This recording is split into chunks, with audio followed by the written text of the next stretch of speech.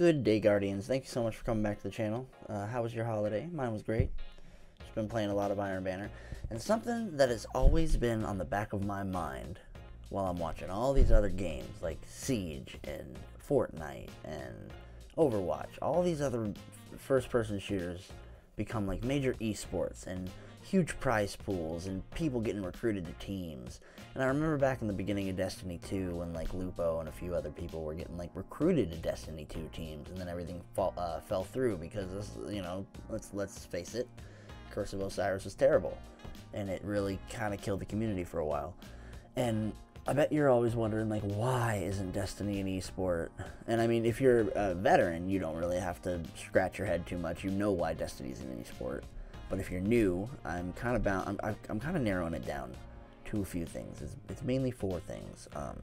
One big thing is just the balance. It's balancing. It all comes down to balancing. Destiny is a very hard game to balance.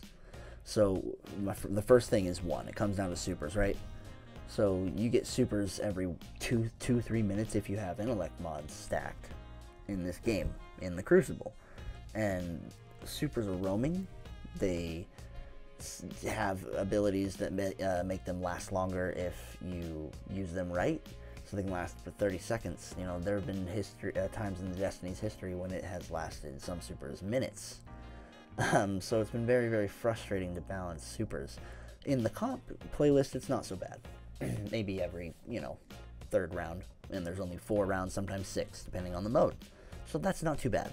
That's all right. That's decent because the gaps in between rounds and everything lets the supers calm down a little bit.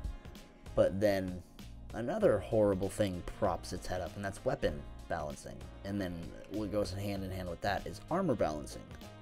Bungie doesn't know how an armor piece or a weapon is going to react to the sandbox or the major open world until they get it in our hands and we start breaking crap. So like with Recluse, everybody's like, oh dude, really, an SMG pinnacle weapon? Like, really? Come on, Bungie, we don't want that. And then look at now in hindsight, it's like, holy crap, like we've been slapping ourselves in the faces. Same with like armor. You don't know what armor piece is going to do. It's like One-Eyed Mask. They release One-Eyed Mask, and the Crucible's broken for, what, 9 months? So weapon and armor balancing, those are two huge things that make it where it's like, yeah, Destiny's never going to be a competitive game mode. The balancing is impossible because of the PvE side, because they want to make it a monster-killing, super machine. That's what they want. That's what Bungie wants, and I love that part of the game. A lot of people love that part of the game, but I also love the Crucible. I think that the Crucible could be very, very competitive, but these things make it almost impossible. The fourth thing for me is peer-to-peer. We have to have dedicated servers in 2020, or at least 2021. Like, it just doesn't, peer-to-peer, piggybacking on each other just doesn't work. It's like, imagine everybody jumping on somebody's back. Eventually, that dude's going to fall over. He's going to tip over. It just doesn't work. It's too hard for one system or two systems to handle everything, So peer-to-peer has to change. Can't happen anymore. I can't tell you how many times I have literally sniped somebody in the head, and it's like, okay, that didn't do anything. And then he goes on to kill me, but he's already halfway across the map. It's like, dude, that needs to change. And then finally, the last thing that like a lot of competitive games have, they do have this, but you're always able to see it on screen. Whether it's CSGO, Overwatch, League of Legends, anything, is ability swap and loadout swap. So like CSGO, you can change your guns in between rounds, but the other team is always going to see, okay, he bought the op. Don't peek the lanes. Like, watch out. Try and get up close to him. Unless he's a god, he might not be able to hit those no-scopes, right?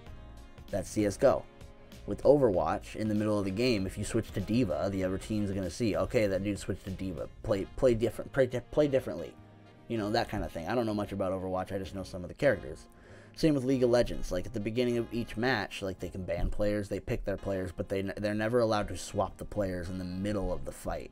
So people are never like, dude, he swapped heroes. Now he can know, I don't know much about League of Legends either, but I know that they don't have this frequent, like, oh, well, he he keeps getting owned because I have a sniper on, so he switched to a sniper too, and now we're just sniping each other and camping in the back of the field. You know, there's no competitive aspect of like switching it up and figuring out how to beat this guy. Like, okay, he's really good at sniping. I have close range weapons. How do I beat him? What do I do?